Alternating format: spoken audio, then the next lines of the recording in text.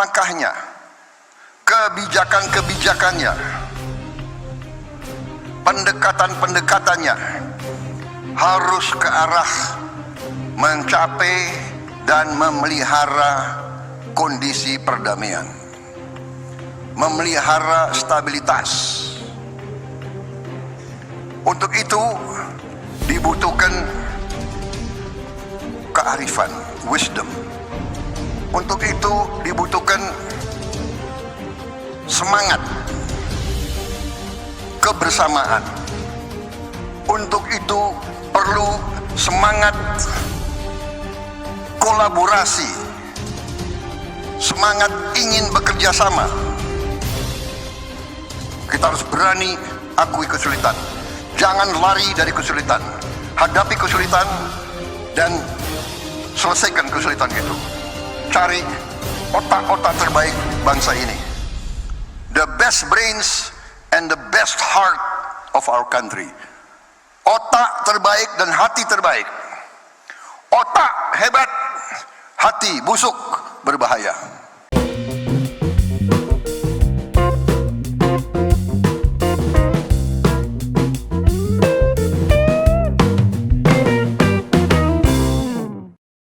Assalamualaikum warahmatullahi wabarakatuh. Shalom, Om Swastiastu, Namo Buddhaya, salam kebajikan, salam sejahtera bagi kita semua. Kembali lagi dengan saya di sini, Leonardo Sirait.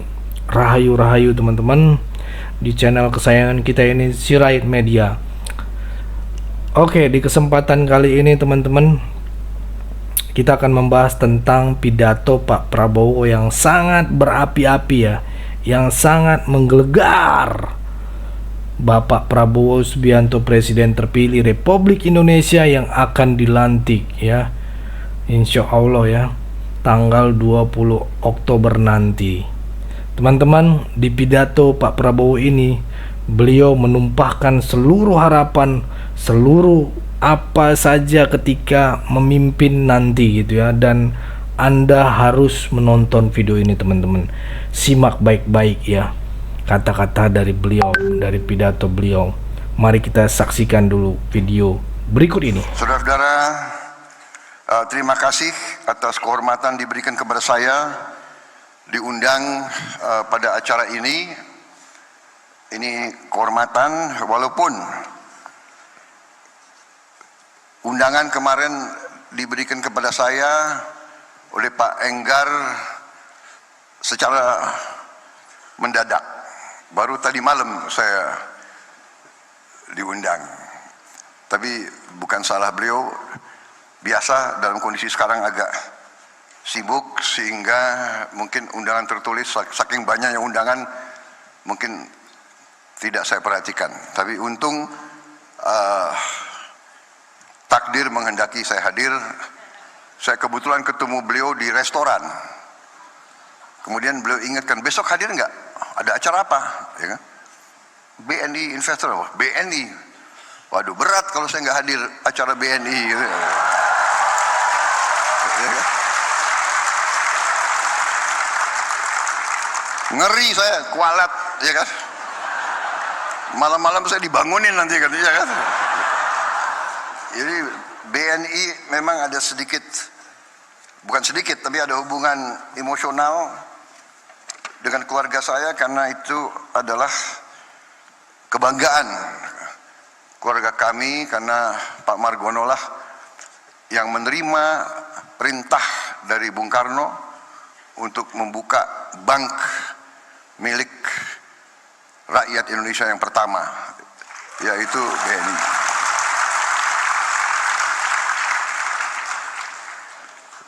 Jadi perintah Bung Karno, perintah Bung Hatta, Pak Margono lah yang mendirikan. Dan juga dalam kisah keluarga, waktu Belanda menyerang Jogja tahun 48, Pak Margono ditangkap oleh Belanda di kantor BNI di Jogja waktu itu. Jadi begitu beliau ngomong ada acara BNI, walaupun saya nggak ngerti apa acaranya, ya kan?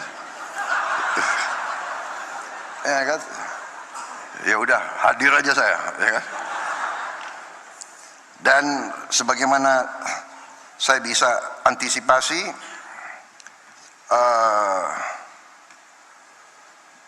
memang acara ini adalah acara tentunya tentang ekonomi. BNI dengan mitra-mitranya, para investor, para pelaku ekonomi, apalagi ada Pak Enggar di situ, ya, sehingga saya diminta sedikit memberi pemikiran atau visi saya ke depan. Sebetulnya visi saya ke depan ini sudah sangat sering disebarluaskan, sudah ada buku, sudah ada program, sudah tertulis, sudah disebarkan di mana-mana.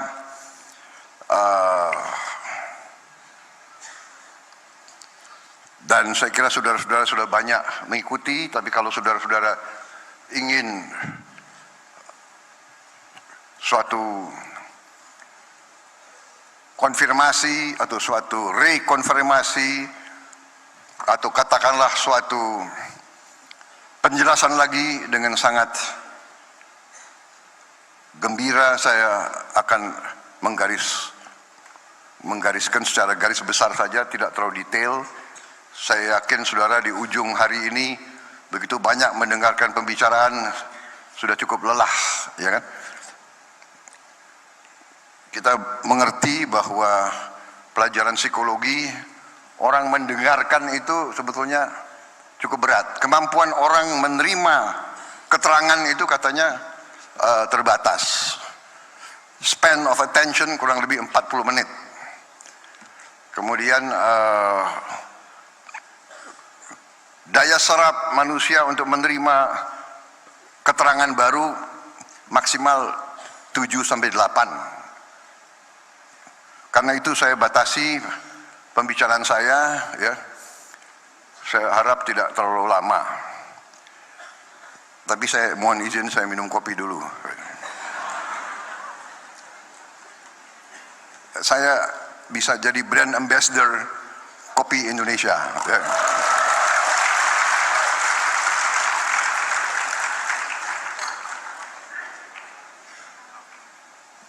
Saudara-saudara, saya kira apa yang terjadi sekarang ini saya rasakan, dan saya kira dirasakan oleh banyak pihak, adalah suatu transisi yang bisa dikatakan transisi sangat lancar, sangat mudah.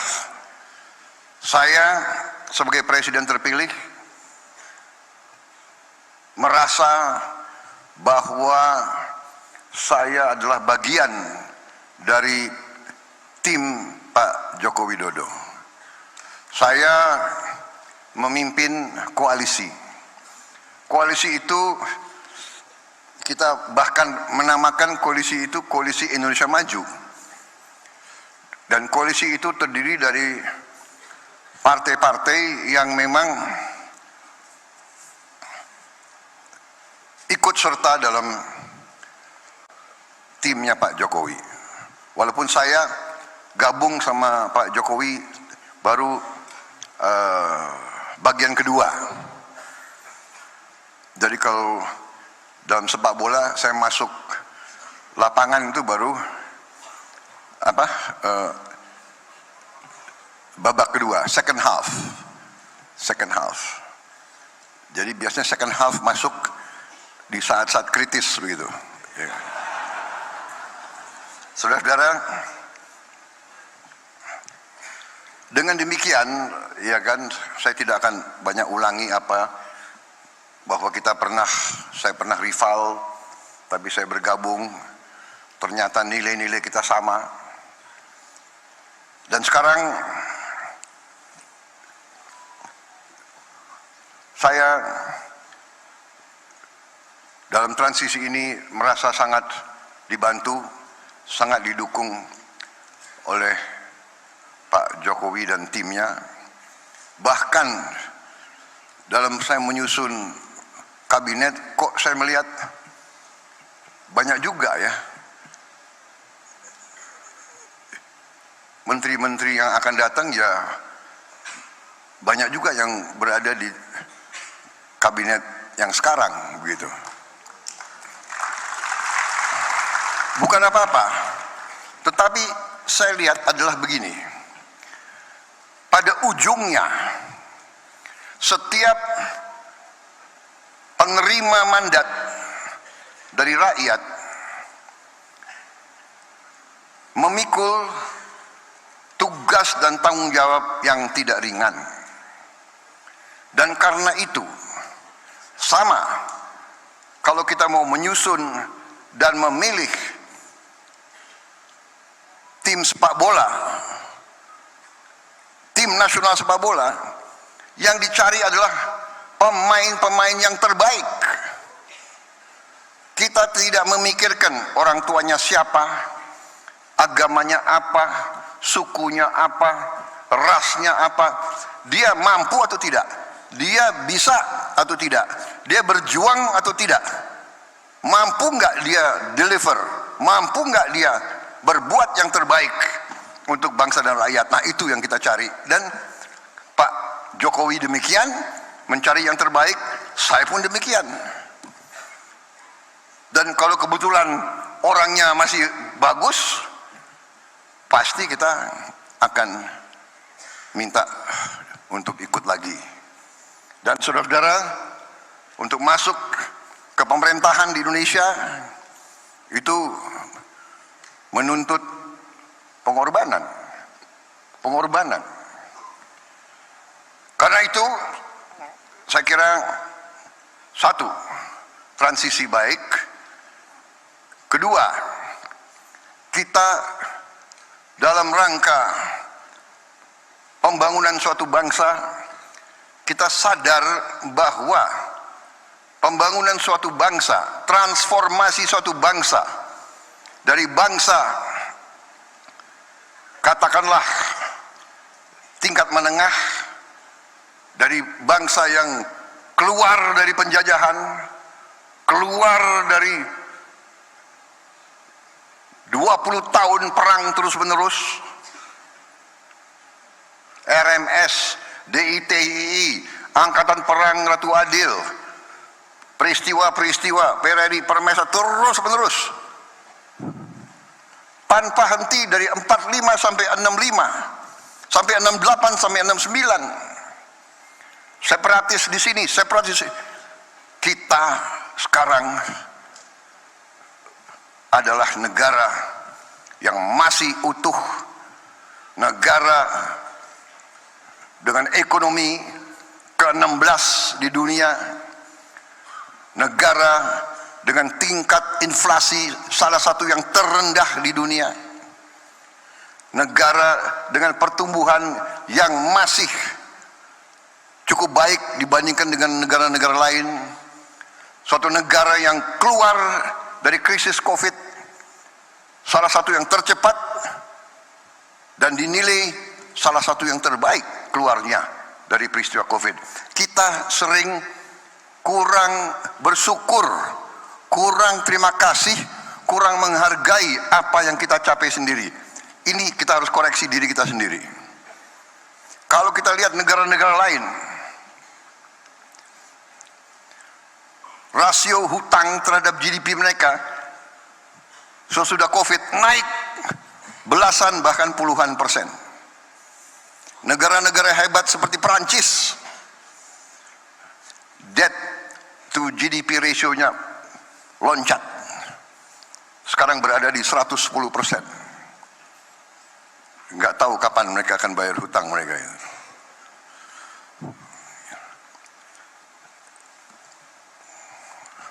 Saudara-saudara sekalian, dengan demikian saya terima mandat dari rakyat, dan waktu ini saya gunakan dengan sebaik-baiknya. Saya kumpulkan pakar-pakar saya kaji perkembangan, saya kaji situasi ekonomi kita bagaimanapun tidak bisa lepas dari kondisi geopolitik global. Kita sadar semua di sini betapa kita berada dalam suasana yang sangat penuh dengan kecemasan. Terjadi perang-perang besar dengan risiko yang sangat besar. Di Eropa, perang Ukraina. Di Timur Tengah, perang di Gaza, meluas ke Lebanon, mungkin meluas lagi ke Iran.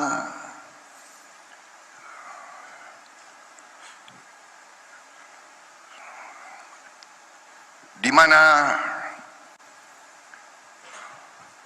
banyak ahli mengatakan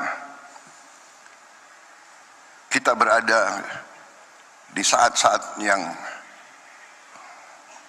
penuh ketegangan. Kalau tidak hati-hati, sudah berapa negara besar saling mengancam akan gunakan bom nuklir. Saudara-saudara sekalian, di kawasan kita pun ketegangan, di Taiwan ketegangan antara Cina dan Jepang, ketegangan di Laut Cina Selatan. Di tengah ini semua kita bersyukur Indonesia menikmati keadaan damai. Keadaan damai ini tidak mudah. Tidak mudah. Tidak mungkin ada perdamaian tanpa persatuan. Saya baru dapat pelajaran, unity brings harmony. Harmony brings equilibrium. Equilibrium brings peace. Only with peace we can have prosperity. Ini pelajaran dari sejarah. Kemakmuran hanya bisa datang dengan perdamaian, peace. Karena itu, setiap pemimpin politik, pemimpin kemasyarakatan selalu harus berpikir langkah-langkahnya, kebijakan-kebijakannya, pendekatan-pendekatannya harus ke arah mencapai dan memelihara kondisi perdamaian, memelihara stabilitas. Untuk itu dibutuhkan kearifan, wisdom. Untuk itu dibutuhkan semangat, kebersamaan. Untuk itu perlu semangat kolaborasi, semangat ingin bekerja sama.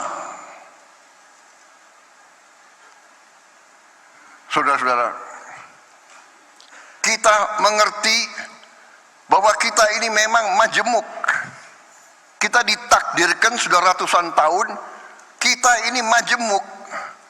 Berbeda-beda suku, agama, ras, kelompok etnis, ratusan bahasa daerah.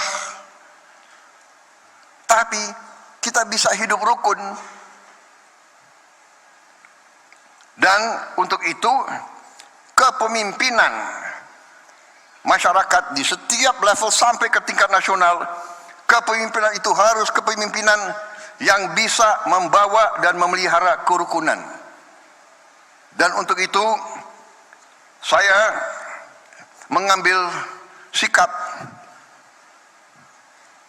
ingin menjunjung tinggi persatuan, ingin merangkul semua kekuatan, ingin membentuk suatu kolaborasi, suatu kerukunan.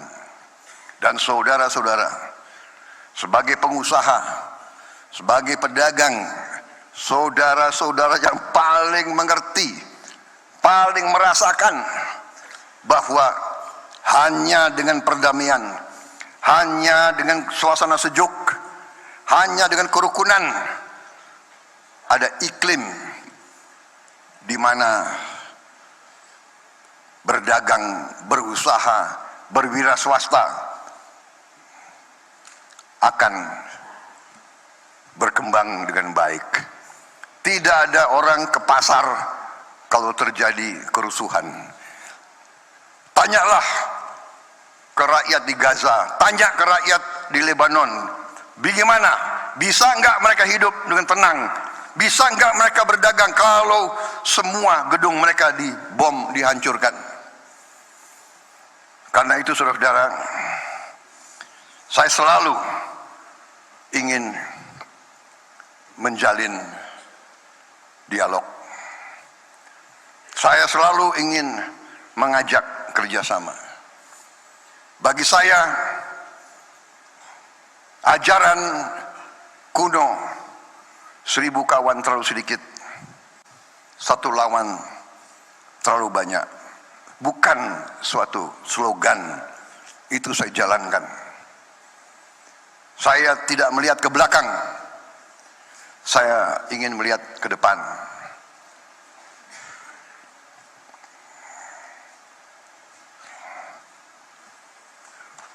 Bagi saya, pertandingan adalah pertandingan. Persaingan adalah persaingan. Ibarat kita di Olimpiade bertanding judo, keras, banting, kunci. Begitu selesai, ada yang dinyatakan menang, yang kalah hormat, memberi tangan, bersahabat lagi. Saudara-saudara sekalian,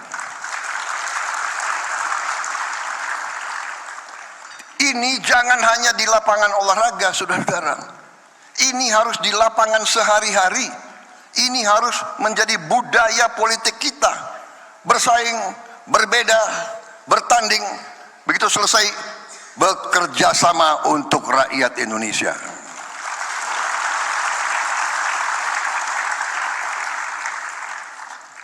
Itu keyakinan saya, dan karena itu tekad saya akan saya jalankan dengan risiko, karena saya ingin membentuk pemerintahan persatuan nasional yang kuat. Terpaksa koalisinya besar, nanti akan dibilang, kabinet Prabowo, kabinet gemuk, banyak. Ya, negara kita besar, Bung. Negara kita luasnya sama dengan Eropa. Eropa 27 negara. Kita 1 negara. Sebagai contoh, Timor Leste, negaranya itu jumlah penduduknya 1,3 juta kalau tidak salah. 1,3 juta. Lebih kecil dari Bogor, Kabupaten Bogor. Kabinetnya, menterinya tahu nggak berapa? 28 menteri. Kenapa? Karena dia koalisi juga. Kalau kita negara otoriter, ya kan, hanya 1 partai, ya bisa jalankan negara ini hanya dengan 20 menteri, 24 menteri. Tapi saya harus merangkul semua kelompok, harus ada perwakilan. Harus ada perwakilan dari Indonesia Timur, Indonesia Barat, Indonesia Tengah, dari suku A, suku B. Harus ini Indonesia.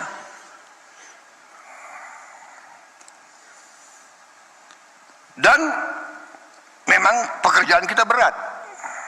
Kita bersyukur kita diberi kekayaan alam yang luar biasa.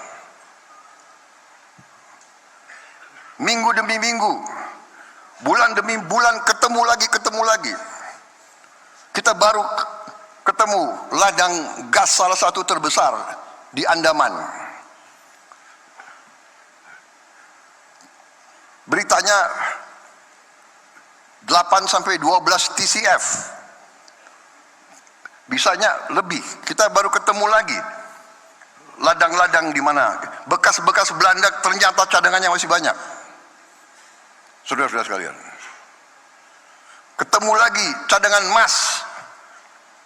Rupanya Indonesia ini nanti bisa produsen emas salah satu terbesar di dunia, ya kan? Jangan cepat tepuk tangan. Emasnya masih di bawah tanah, kita harus gali.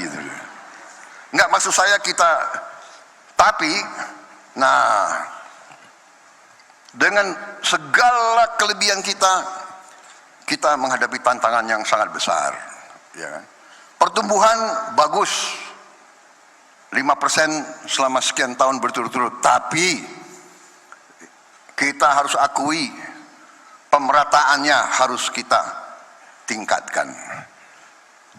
Saudara-saudara sekalian, kita harus berani koreksi sistem kita. Kita harus bertanya. Kita harus bertanya, bagaimana caranya kekayaan bangsa Indonesia harus bisa dinikmati oleh seluruh rakyat Indonesia, tidak hanya segelintir orang saja. Kita tidak bisa mengandalkan trickle down economics. Terlalu lambat. Presiden Jokowi sudah memberi contoh intervensi. Intervensi untuk menyelamatkan yang paling lemah bukan salah. Karena itulah kita berhasil menekan dan mempertahankan inflasi sampai di sini. Saudara harus tahu, ini bukan teori buku. Mungkin ini teori di luar buku, nggak ada di buku. Itu pun suatu kelebihan Pak Jokowi, pernah jadi wali kota. Dia belajar mengendalikan inflasi dari waktu dia wali kota. Sekarang Menteri Dalam Negeri mimpin rapat tiap minggu masalah inflasi. Dengan Zoom, semua kabupaten, semua gubernur dipantau oleh Menteri Dalam Negeri.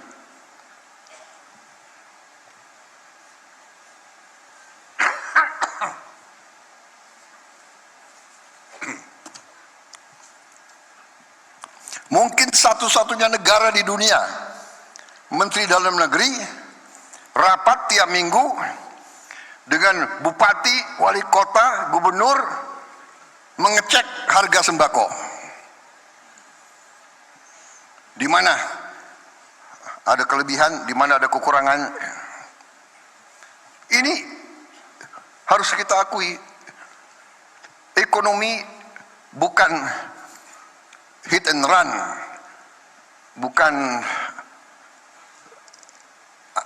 bukan sesuatu yang kita serahkan kepada keberuntungan.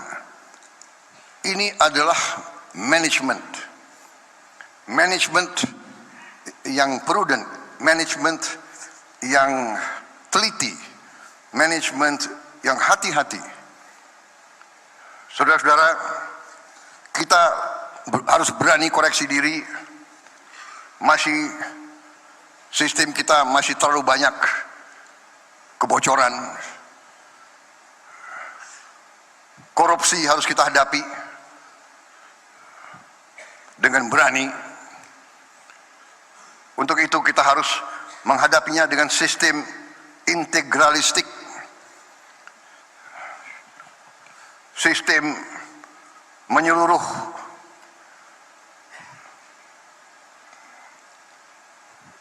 Kita harus berani akui kesulitan. Jangan lari dari kesulitan. Hadapi kesulitan dan selesaikan kesulitan itu. Cari otak-otak terbaik bangsa ini. The best brains and the best heart of our country.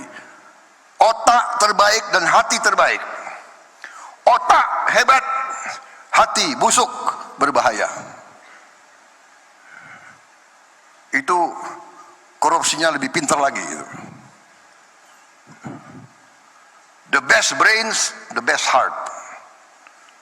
Kita perbaiki. Yang kurang kita perbaiki. Kita perbaiki bangsa ini dengan solusi yang kita cari. Kebijakan yang kita cari. Ada stunting, ada kelaparan, apa tindakan kita? Tidak usah lagi apa itu FGD apa itu? Fokus apa? Focus group discussion. It's too late. We don't need to discuss. Look for solution. Carry out the solution.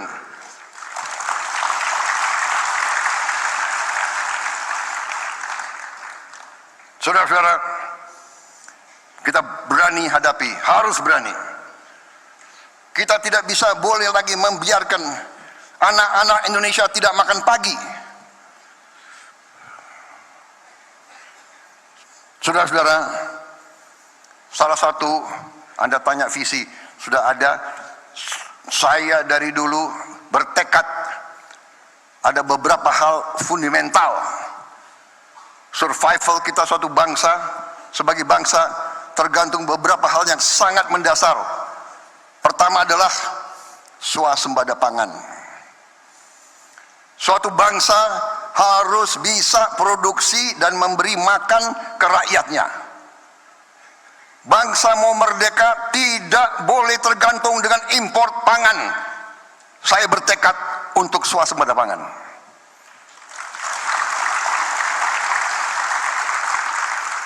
Saya yakin saya benar. Sejarah membuktikan bahwa sikap saya benar. Dari sejak awal saya ingatkan, kalau kita tergantung import, kalau terjadi krisis, bagaimana? Ternyata terjadi krisis COVID. Negara-negara eksportir pangan hentikan ekspornya. India, Vietnam, Thailand, Kamboja. Saudara-saudara, tidak ada pilihan.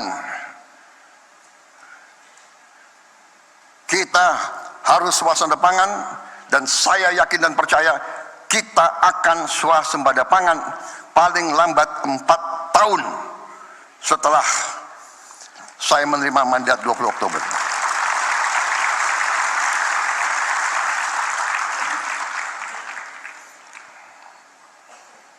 Yang kedua, kita harus swasembada energi.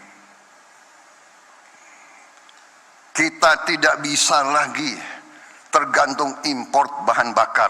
Kalau terjadi krisis, sama lagi.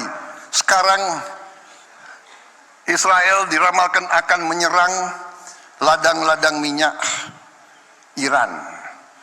Iran mengatakan kalau ladang minyak dan gas mereka diserang, mereka akan balas menyerang ladang-ladang minyak gas sekutu-sekutu Amerika.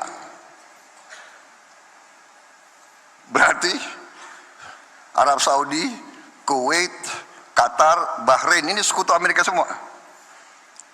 Karena Amerika dianggap mendukung Israel, Iran kalau diserang yang dibalas sekutu-sekutu Amerika. Kita bisa bayangkan harga minyak berapa. Kita bersyukur lagi, Tuhan Maha Besar sangat cinta sama rakyat Indonesia. Saudara-saudara, sekarang ada teknologi, kita bisa bikin solar dari kelapa sawit.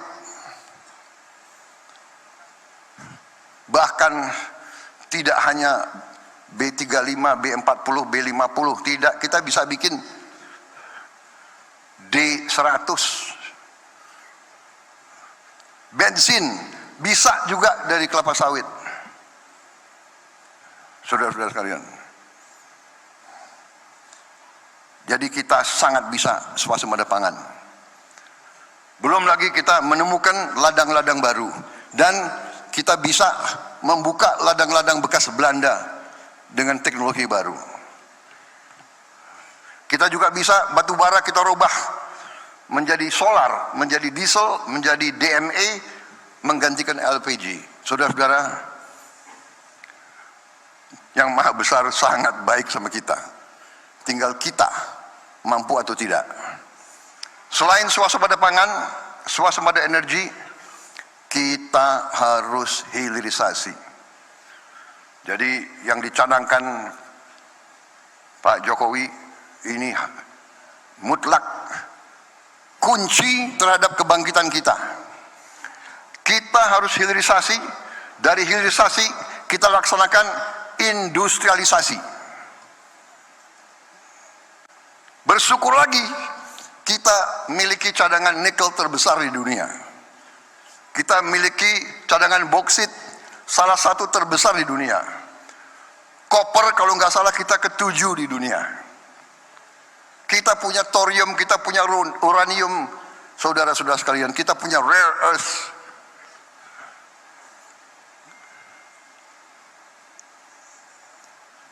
Ada pihak-pihak yang selalu entah pesimistis atau memang sengaja tidak suka kalau Indonesia bangkit. Ya. Jadi saudara-saudara, dari itu semua, swasembada pangan, swasembada energi, hilirisasi, salah satu tugas di depan kita adalah menyelamatkan anak-anak kita. Kita akan beri makan bergizi kepada semua anak-anak kita dan ibu-ibu yang sedang hamil. Dan ini sudah kita pelajari, sudah siap, akan kita lancarkan, dan sekarang sudah ratusan uji coba, sudah ratusan titik uji coba. Dan alhamdulillah uji cobanya sebagian besar sukses.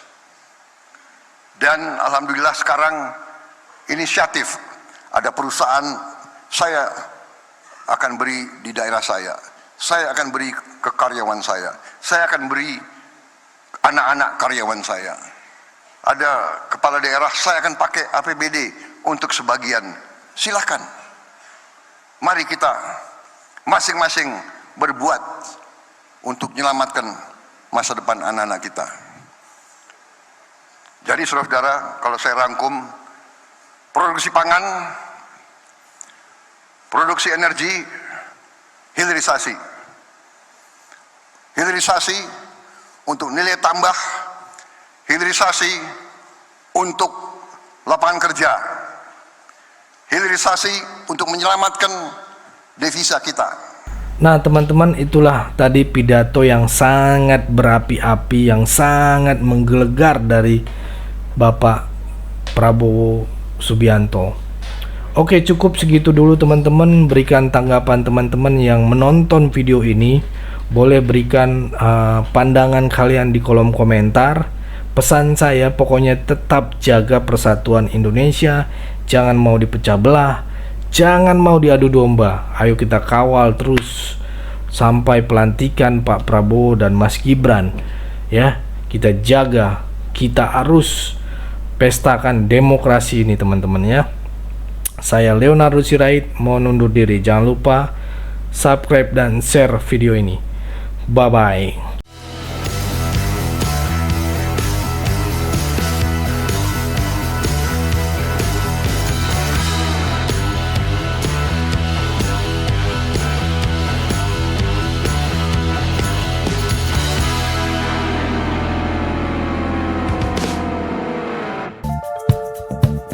Kawan-kawan yang mau mendukung Sirait Media, boleh melalui rekening ini, dan bisa melalui Kris Mobile Banking ini. Dengan cara scan barcode Kris ini, di mobile banking, kawan-kawan.